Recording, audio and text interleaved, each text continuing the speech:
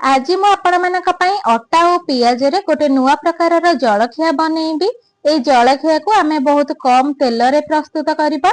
ଆପଣ এই ଜଳଖିଆକୁ ବହୁତ ସହଜ ଭାବରେ ମଧ୍ୟ ବନେଇ ପାରିବେ ଆଉ ସକାଳର ଜଳଖିଆରେ ମଧ୍ୟ ତିଆରି କରିପାରିବେ। ଯେହେତୁ ଆମେ এই ଜଳଖିଆଟି ଅଟାରେ ବନଉଛେ ଆଉ খুব କମ ତେଲ ବ୍ୟବହାର କରୁଛେ, ତେଣୁ ଛୋଟ ପିଲାଙ୍କ ଟିଫିନ ବକ୍ସରେ ମଧ୍ୟ ଦେଇପାରିବେ। ତେବେ ଚାଲନ୍ତୁ ଡେରି ନ କରି ରେସିପିଟି ଷ୍ଟାର୍ଟ କରିନେବା। ଜଳଖିଆ ବନେଇବା ପାଇଁ ଏଠି ମୁଁ ଗୋଟେ ଜାଗାରେ ଗୋଟେ ଗିନା ଦେଇଦେଇଛି ଆମର ଅଟା। ଏବେ ଏଥିରେ ଆମେ ଗୋଟେ ଚାମଚ ତେଲ ଦେଇଦେବା, ତା ସହିତ ଅଳ୍ପ ଟିକେ ଲୁଣ ଦେବା ବା ସ୍ୱାଦ ଅନୁସାରେ ଲୁଣ ଦେଇଦେବା। ଏବେ ଆମେ ଏ ସବୁ ଜିନିଷକୁ ବଢିଆ ସେ ମିଶେଇ ନେବା। ଯେହେତୁ ଆମେ ଏଥିରେ ଟିକେ ତେଲ ଦେଇଛେ, ତେଲ ଯେମିତି ଅଟାରେ ବଢିଆ ସେ ମିଶିଯିବ ସେ ଭାବରେ ଭଲସେ ମିଶେଇ ନେବେ। ପ୍ରାୟ 1 ରୁ 2 ମିନିଟ ବଢିଆ ସେ ମିଶେଇଲା ପରେ ଅଟା ଦେଖନ୍ତୁ ଟିକେ ଖଦଡ ଅଂଶ ଭଳିଆ ହେଇଯାଇଛି। ଆଉ ହାତରେ ଏମିତି ଆମେ ଅଟାକୁ ମୁଠା କରିବା। ଯଦି ବଢିଆ ସେ ମୁଠା ହେଇଯାଉଥିବ, ଜାଣିବେ ଯେ ଆମର ଅଟା ବଢିଆ ସେ ଖାସ୍ତା ହେଇଯାଇଛି। ଏଇଠି ଦେଖନ୍ତୁ ମୁଠା ଭଲରେ ହେଇଯାଉଥିଲା। ଏବେ ଏଥିରେ ଆମେ କଣ କରିବା ନା ଅଳ୍ପ ଅଳ୍ପ ଟିକେ ପାଣି ଦେଇକି ଗୋଟେ ଡୋଟେ ବନେଇ ନେବା। ପ୍ରଥମରୁ ଜମା ବି ଅଧିକା ପାଣି ଦେବେନି। ପ୍ରଥମରୁ ଅଳ୍ପ ଅଳ୍ପ ପାଣି ଦେଇକି ବଢିଆ ଗୋଟେ ଟାଇଟ ଡୋଟେ ବନେଇ ନେବା। ଯେମିତି ଆମେ ରୁଟି ପାଇଁ ଚକଟି ଥାଉ ନା, ସେଇଭଳି ଭାବରେ ବଢିଆ ସେ ଚକଟି ନେବେ। ଅଳ୍ପ ଅଳ୍ପ ପାଣି ଦେଇକି ଚକଟି ନେବେ। ଆପଣମାନଙ୍କୁ ଅନୁରୋଧ ରହିଲା ଭିଡିଓଟିକୁ ପ୍ରଥମରୁ ଶେଷ ପର୍ଯ୍ୟନ୍ତ ଦେଖିବେ। ଯଦି ଆପଣମାନଙ୍କୁ ରେସିପିଟି ପସନ୍ଦ ଆସେ ଭିଡିଓକୁ ଲାଇକ୍ କରିବେ, ସେୟାର କରିବେ। ଚ୍ୟାନେଲରେ ଯଦି ନୂଆ ପ୍ଲିଜ ଚ୍ୟାନେଲକୁ ସବସ୍କ୍ରାଇବ କରିନେବେ। ଏଇଠି ଦେଖନ୍ତୁ ଆମର ଅଟାର ଯୋଉ ଚକଟାଟି ବଢିଆ ସେ ମୁଁ ଚକଟି ନେଇଛି। ଏଇଠି ଦେଖନ୍ତୁ ଯେମିତି ରୁଟି ପାଇଁ ଆମେ ଚକଟି ଥାଉ ନା, ସେଇଭଳି ଭାବରେ ଚକଟି ହେଇଛି। ଏଇଠି ଦେଖନ୍ତୁ ମୁଁ ଆପଣମାନଙ୍କୁ ପାଖରୁ ମଧ୍ୟ ଦେଖେଇ ଦଉଛି କୋଉ ଭଳି ଭାବରେ ଚକଟାଟି ରହିବ। ଆପଣମାନେ ଯେତେବେଳେ ଅଟାକୁ ଚକଡିବେ ଟିକେ ତେଲ ଦେଇକି ଚକଡି ନେବେ, ଯାହାଦ୍ୱାରା ଅଟାର ଡୋଟି ଜମା ବି ଟାଣ ହବନି, ନରମ ହେଇକି ରହିବ।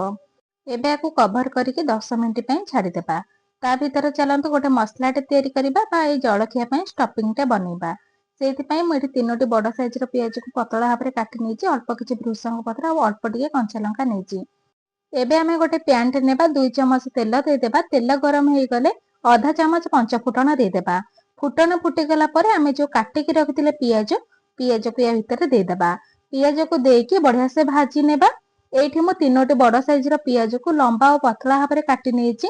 ଆପଣ ଯଦି ଜଳଖିଆ ଟିକେ ଅଧିକା କ୍ୱାଣ୍ଟିଟିର ବନେଇବା ପାଇଁ ଚାହୁଁଥିବେ, ତେବେ ଅଧିକା କ୍ୱାଣ୍ଟିଟିର ଟିକେ ପିଆଜ ନେଇକି କାଟିକି ଏମିତି ଦେଇଦେବେ।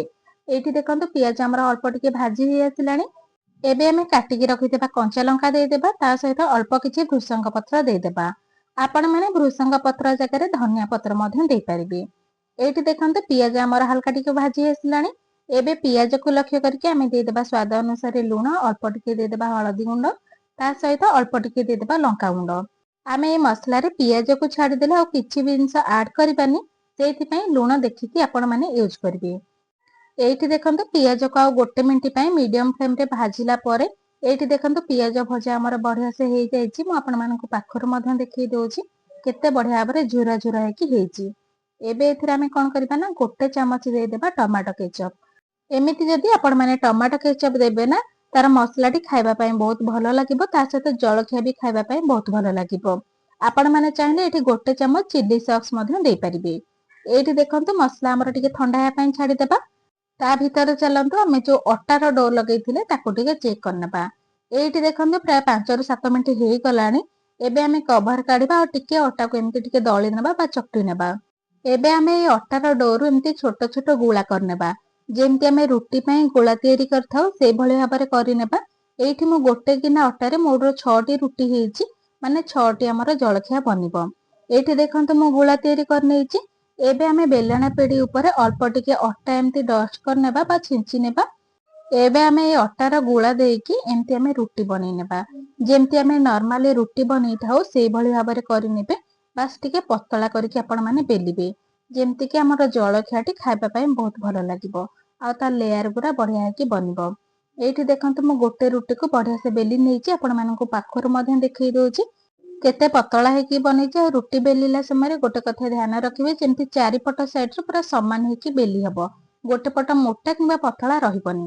ଏବେ ଆମେ ରୁଟି ବେଲା ସରିଲା। ଏବେ ଆମେ ଯୋଉ ପିଆଜର ଷ୍ଟଫିଂ ବା ମସଲା ବନେଇଥିଲେ ସେଇଥିରୁ ଆମେ 1 ରୁ 2 ଚାମଚ ଭରିକି ଦେଇଦେବା ରୁଟି ଉପରେ। ଦେଇ ସାରିଲା ପରେ ରୁଟିକୁ ଦେଖନ୍ତୁ ଏଇଭଳି ଭାବରେ ଫୋଲ୍ଡ କରିନେବେ। ପ୍ରଥମେ ଗୋଟେ ପଟ ଦେଇ ସାରିଲା ପରେ ଆମେ ଏମିତି 2 ପଟ ସାଇଡରୁ ଏମିତି ଫୋଲ୍ଡ କରିନେବା ଆଉ ହାତରେ ଟିକେ ଟିକେ ଏମିତି ପ୍ରେସ କରିକି ବଢିଆ ସେ ଆମେ ସାଇଜ କରିନେବା। मझिरु जमा भी प्रेस करेनि, चारिपटरू ही टिके टिके एमती चिपकई नेबा।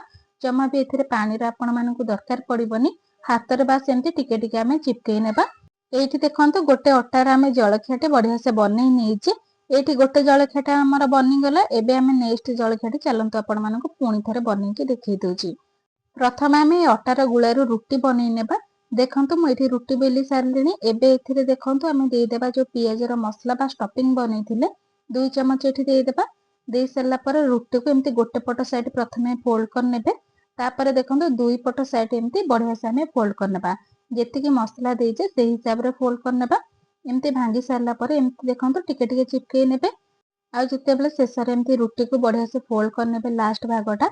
एमती चारिपटरू एमती टिके टिके हाथ रे चिपकई नेबे। जमा भी पानी रो व्यवहार करिबेनी, हाथ रे एमती चिपकई नेबे हेजिबो। ए सेम प्रोसेस रे देखंतु म एठी सब जलखियातिक बनै सारलेनी। एबे जलखियातिक चलंतु स्टीम दे देबा। तापर एपटे देखंतु कड़ाई रे नै जाइछि किछि पानी। पानी को प्रथमे गरम कर नेबा। पानी भल भाबरे गरम हे गला परे एबे एमती गोटे जालीटे दे देबा। आपण चाहिले जलखिया को इडली छांचरे मध्ये बनै पारिबे। देखंतु एमती जाली ऊपर देकी अल्प टिके तेल को ग्रीस कर नेबा। ता ऊपर एमती जलखियातिक देई देबा।